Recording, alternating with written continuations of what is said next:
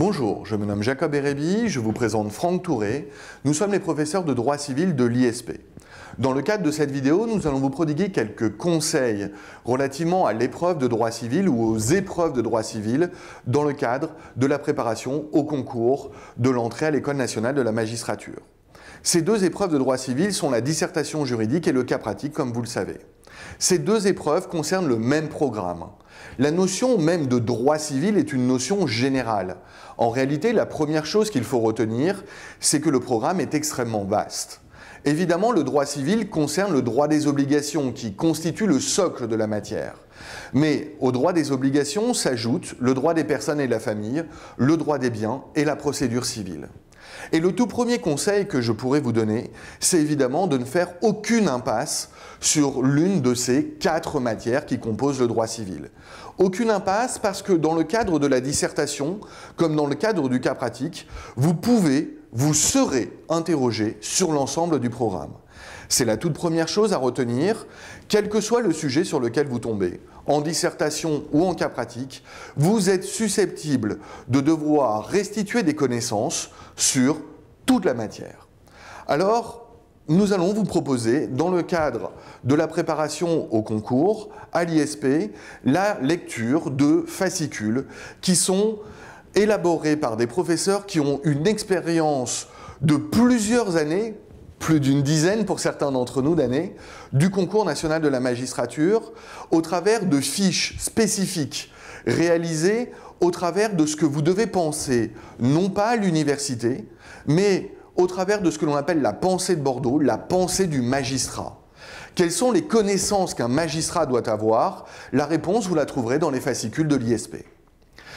La lecture de ces fascicules, l'apprentissage de ces fascicules est donc primordial. C'est même la première étape d'une très bonne préparation au concours. Mais ça n'est pas la seule. Il y a aussi un enjeu méthodologique fort dans le cadre de la préparation du concours de la magistrature.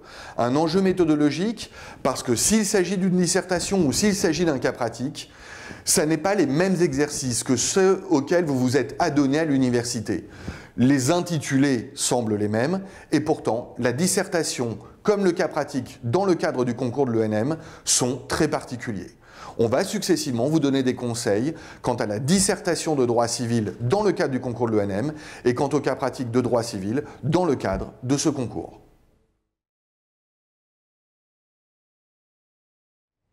La dissertation de droit civil dans le cadre du concours de l'ENM est un exercice particulier. La dissertation à l'université se résume à une restitution de connaissances, même à une restitution très organisée, très structurée de connaissances. Dans le cadre du concours de l'ENM, cela s'avère extrêmement insuffisant. L'enjeu de la dissertation ENM est la réalisation à la fois d'une problématique et d'une démonstration ayant pour ambition de résoudre cette problématique. Alors je le sais bien, à l'université, on vous a dit la même chose.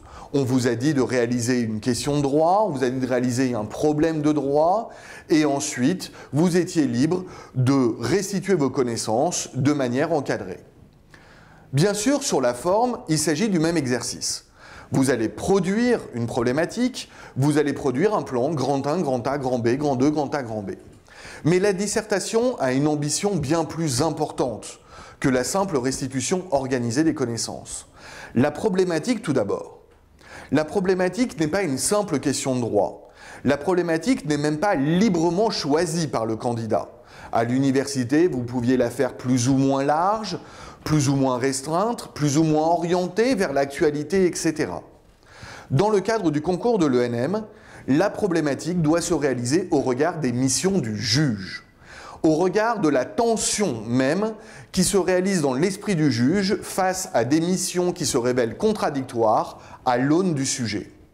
Chaque sujet, et c'est pour ça que tous les sujets ne peuvent pas tomber dans le cadre de la dissertation ENM, les sujets sont très spécifiques, propres à des problématiques judiciaires, le sujet va forcément poser une difficulté qui est propre au contentieux judiciaire. Il n'y aura pas de théorie doctrinale, il n'y aura pas d'enseignement universitaire, il n'y aura peut-être même pas de débat théorie-pratique.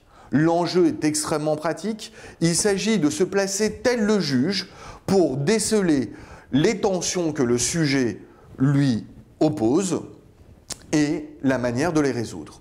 Ça nous amène au deuxième point. Une fois cette problématique de contradiction énumérée, relatée dans votre introduction, il va falloir réaliser un plan grand 1, grand A, grand B, grand 2, grand A, grand B, donc formellement très classique, mais qui a pour objet, sans être un thèse-antithèse, d'opposer les deux difficultés énoncées dans la problématique tout en les conciliant, en réalisant un équilibre. Finalement, en se substituant au juge et en remarquant que le juge, que ça soit en procédure civile, que ça soit en droit des biens, que ça soit en droit des obligations ou en droit des personnes et de la famille, ou même au travers de l'ensemble de ces thématiques, comment le juge va-t-il résoudre cette tension pour donner une solution? La dissertation ENM, c'est donc pas une simple restitution, c'est une réflexion magistrale, c'est une démonstration judiciaire.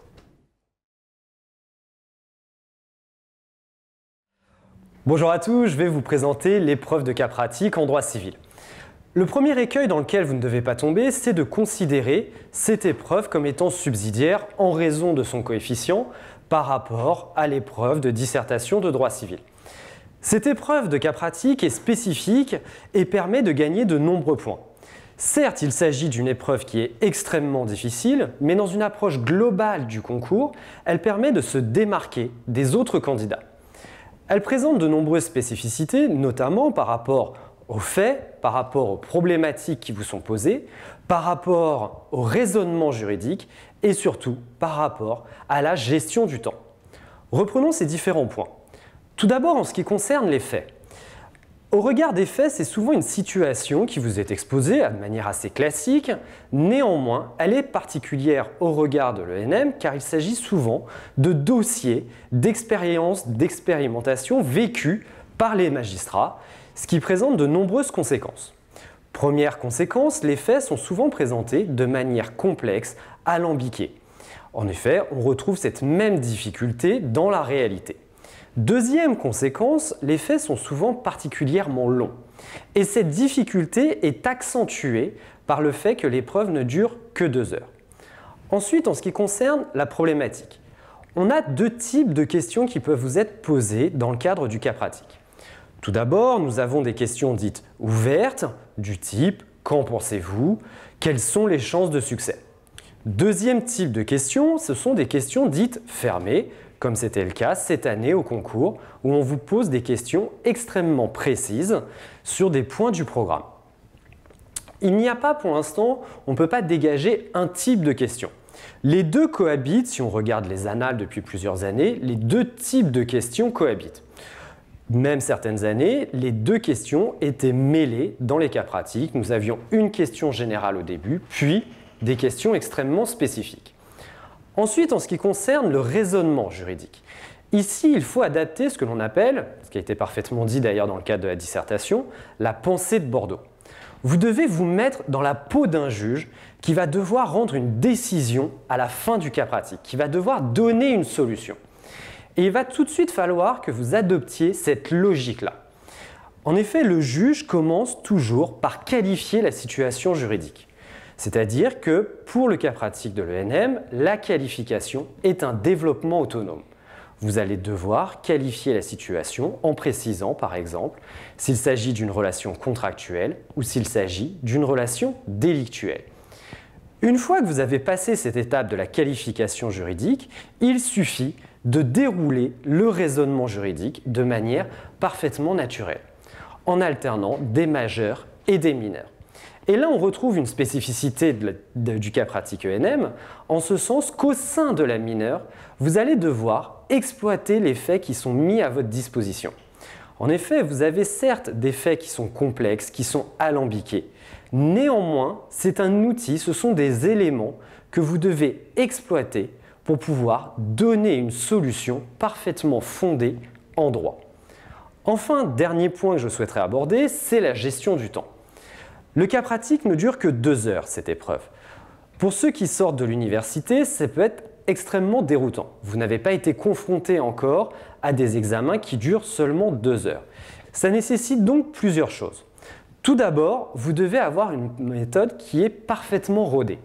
Ensuite, vous devez avoir un socle de connaissances. Connaissances qui sont d'ailleurs communes avec la dissertation. On retrouve des éléments de droit substantiel ainsi que des éléments de droit processuel.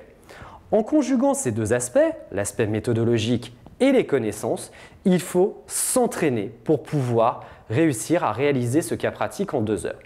Nous vous enseignerons la technique pour pouvoir lire les faits en 2 heures, pour pouvoir dégager les éléments fondamentaux du cas pratique et ensuite pour tenir vos raisonnements juridiques.